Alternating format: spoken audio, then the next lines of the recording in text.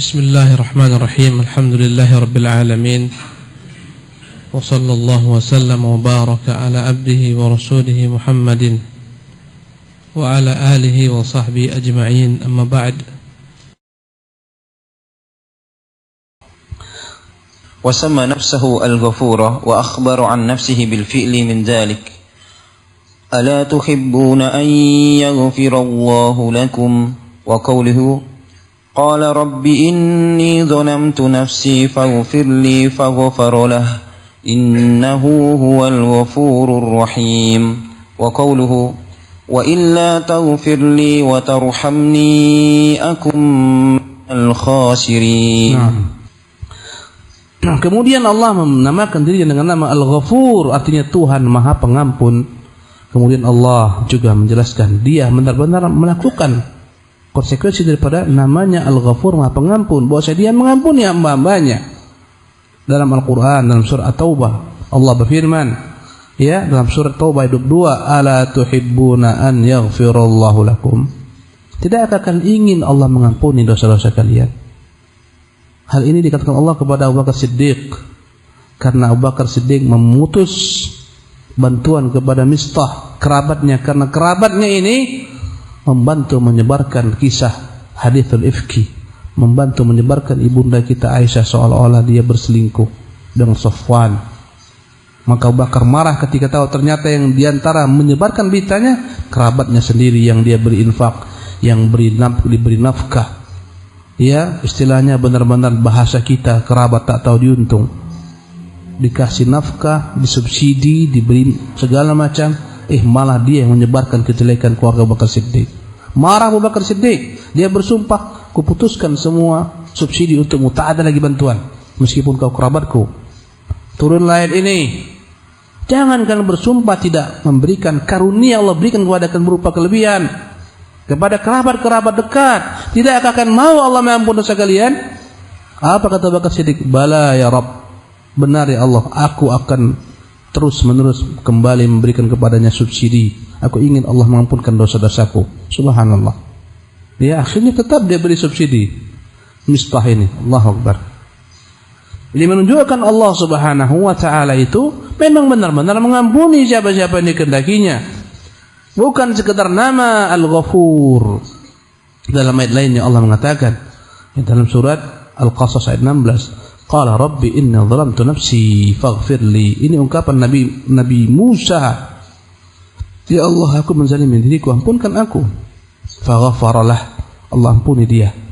Bagaimana Musa tak sabar, dihantamnya musuh mereka bersama, musuh Bani Israel, mati seketika. Sekali tinju mati. Subhanallah. Ya, tersebarlah berita Musa akan dieksekusi karena telah membunuh. Datanglah orang beri berita, Musa cepatlah engkau datang, cepatlah engkau lari. Musa pun lari. Subhanallah. Dia minta ampun kepada Allah Subhanahu wa ta'ala, maka Allah pun mengampuninya. Innahu huwal ghafurur rahim. Dialah Tuhan Maha Pengampun lagi Maha Penyayang. Subhanallah. Apalagi dilakukan Musa sebelum dia menjadi nabi. Ya. Kemudian firman Allah dalam surah Hud, wa illa taghfirli wa tarhamni akum minal khasirin. Ya Allah, jika kau tidak ampuni aku, tidak kau rahmati aku, sungguh akulah benar-benar orang merugi. Ya, dalam surah Hud. Ini menunjukkan Allah Subhanahu wa ta'ala mengampuni hamba-hambanya. Jika kita tak diampuni Allah, kitalah orang paling merugi. Wa samma nafsahu ar-rahima wa akhbara an nafsihi bil fi'li min dhalik biqawlihi wa la yazaluna mukhtalifin illa man rahima rabbuk wa qawlihi yu'adzibu man yasha'u wa yarhamu man yasha'. Dan Allah menamakan dirinya dengan nama Ar-Rahim, dan Allah menyebutkan bahwasanya memang dia lakukan hal tersebut. Benar-benar dia rahmati siapa-siapa yang dikehendakinya. Allah berfirman, wala yazaluna mukhtalifin, dan orang akan terus-menerus berselisih. Illa man rahima rabbuka, kecuali orang-orang yang dirahmati Tuhanmu. Dan ini menunjukkan persatuan itu rahmat, perselisihan itu azab. Ya, dan ini menunjukkan Allah SWT memberikan kepada kita ciri-ciri orang dirahmati adalah orang yang tak senang berselisih, berpecah belah. Wa qawlu yu'adzibu man yasha' wa yarhamu man yasha'. Ya Allah juga berfirman, Al-Qur'anul Karim menunjukkan tentang sifat rahmat Allah Subhanahu wa taala. Yu'adzibu man yasha', dia mengadab siapa-siapa yang dia kehendaki. Wa yarhamu man yasha', dia merahmati siapa-siapa yang dia kehendaki. Sadisan, annahu tabaraka wa ta'ala samma nafsahu fil Qur'ani bi asma'in thumma nazzaha nafsahu amma yudadu ma dallat alayhi min as-sifat. Fasamma nafsahu al-hayy al-qayyum wa nazzaha nafsahu 'an as-sinati wan-nawmi al-munafiyati li kamali hayatihi wa qayyumiyyatihi bi qawlihi la ta'khudhuhu sinatu wa la nawm. Di antara hal-hal yang menunjukkan Allah Subhanahu wa taala memiliki nama-nama yang maha sempurna, keindahannya, kebagusannya, dan sifat-sifat yang maha tinggi, bahwasanya setiap nama mengandung sifat, setiap nama itu ada aksi daripada nama tersebut. Yang keenam, annahu tabaraka ta'ala sama nafsah fil Quran bi asma'. Banyak nama-nama Allah dalam Al-Quran dia sebutkan. Kemudian Allah Subhanahu wa taala mensucikan dirinya daripada kebalikan segala macam sifat-sifat yang tak sesuai bagi Allah Subhanahu wa taala. Ya. Di antaranya Allah menamakan dirinya dengan nama Al-Hayyu, Tuhan yang Maha hidup, tak pernah mati. Ya, selama-lamanya hidup, tak pernah mati, baik mati kecil berupa tidur maupun mati besar lepas ruh daripada badan. Allah tak seperti kita. Dialah Tuhan yang maha hidup selama-lamanya. Kita mati, tiap malam kita mati, bangun lagi pagi hari. Dan ada sebagian orang tak bangun-bangun selesai, benar-benar mati. Allah Al-Hayyu Al-Qayyum, Tuhan yang maha berdiri sendiri. Bahkan semua makhluk berdiri dengannya, tegak dengannya. Semua urusan makhluk dengan Allah, dengan bantuan Allah, dengan kekuasaan Allah Subhanahu wa taala. Kita dapat menggerakkan kaki-kaki kita, tangan-tangan kita, semua dengan Allah Subhanahu wa taala.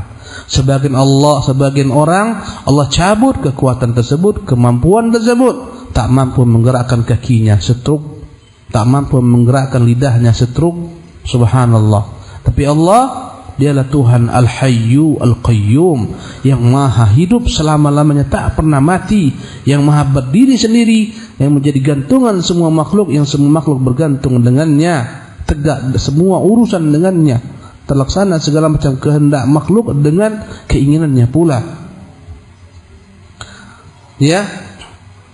Wa nazzaha nafsahu 'anil sinati wan nawm al-munafiyah li kamali hayatihi wa qayyumiyyatihi. Ketika Allah menyebutkan dialah Tuhan yang maha hidup lagi maha berdiri sendiri, Allah menafikan kebalikannya. Apa kebalikannya?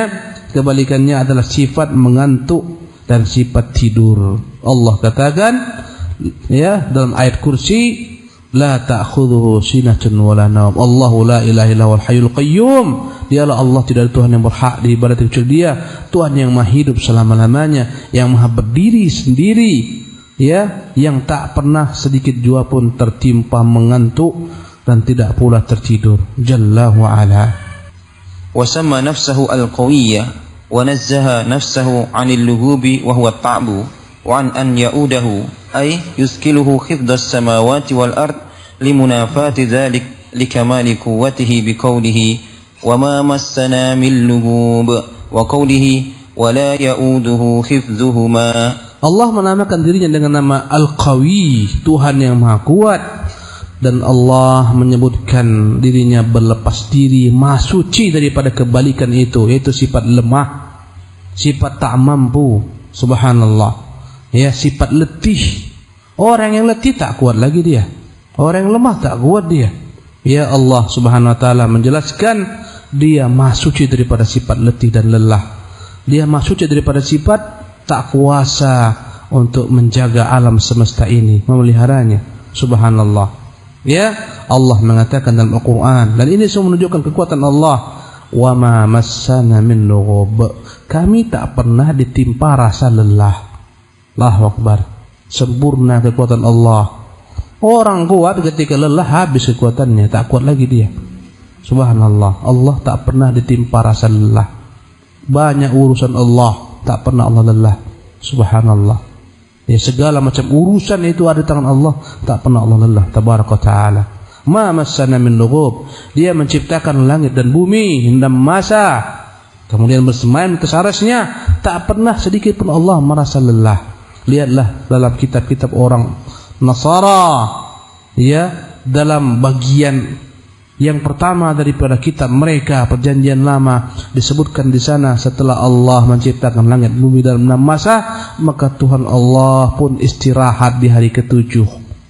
Tuhan kita tak pernah istirahat. Subhanallah. Itu termaktub dalam kitab mereka. Tuhan mereka istirahat, Tuhan kita tidak. Subhanallah. Wala ya'udu hifdhuhuma. Tak pernah Allah berat untuk mengurusi makhluk-makhluknya yang bernama langit dan bumi, alam semesta. Tak pernah Allah merasa lemah. Dia mampu, dia kuat, dia kuasa. وسمى نفسه العليم ونزه نفسه عن الغفلة والنسيان لمنافاة ذلك لكمال علمه بقوله وما الله بغافل عما تعملون وقوله وما كان ربك نسيا. Allah menamakan dirinya dengan nama Al-Alim, Tuhan yang Maha mengetahui, dan Allah mensucikan dirinya daripada kebalikan itu, yaitu berupa kejahilan. Allah tak pernah sedikit pun dihinggapi sifat jahil. Subhanallah, lupa, tak ada yang namanya lupa bagi Allah Subhanahu wa taala. Karena sempurna ilmunya. Orang itu ketika lupa tak sempurna ilmunya, dan manusia selalu lupa. Tapi Allah tak pernah lupa. Allah mengatakan dalam Quran, ya, wa mallahu bighafilin amma ta'malun. Allah tak pernah lalai, lengah, lupa dengan apa yang kalian lakukan. Tadi itu saya bilang, kita aja lupa entah apa yang kita kerjakan 5 hari lalu, lupa kita. Sekarang saya tanya, 5 hari lalu antum di mana? Jam seperti ini, bingung antum. Sedang apa? Sedang ngantuk atau sedang apa? Sedang dengar kajian, ketika itu sadar atau ngantuk? Allah tak lupa. Allahu Akbar. Ya. Dan Allah berfirman, wa ma kana rabbuka nasiya. Dan Tuhanmu tak pernah sekalipun lupa. Tapi lihat dalam kitab orang-orang Nasara yang telah diselewengkan, ketika Tuhan ingin memberikan azab kepada musuh-musuh Bani Israel, ya, diperintahkan Tuhan setiap rumah Bani Israel dikasih tanda supaya jangan salah. Supaya jangan salah azab kena. Dikasih tanda pintu-pintu rumahnya, ini rumah Bani Israel, ini pribumi, supaya jangan kena. Dalam kitab mereka, subhanallah, Tuhan kita tak pernah lupa. Wa ma kana rabbuka nasiya. Tuhan kamu, wa ma kana rabbuka, Tuhan Muhammad tak pernah lupa. Tuhan yang maha sempurna. Allahu Akbar. Terus. وسمى نفسه الغنية ونزه نفسه عما ينافي كمال غناه بقوله وهو يطعم ولا يطعم وقوله ما أريد منهم من رزق وما أريد أن يطعمون إن الله هو الرزاق ذو القوة المتين. Allah menamakan dirinya dengan nama Al-Ghani, Tuhan yang maha kaya, tak butuh bantuan siapapun makhluknya. Dan Allah menafikan kebalikannya, itu apa? Kefakiran, kebutuhan kepada makhluk. Kita hidup begitu fakirnya. Semenjak lahir sampai mati kita fakir. Butuh orang-orang sekitar kita yang membantu kita. Kalaulah bukan karena rahmat Allah atas ibu-ibu kita, mati kita dibiarkan ibu, tak disusui dan ditinggalkan. Subhanallah. Allah tak butuh itu semua. Ya. Apa kata Allah? Wa huwa yut'imu wa la yut'am. Allah tak butuh makan. Dia yang memberi kalian makan.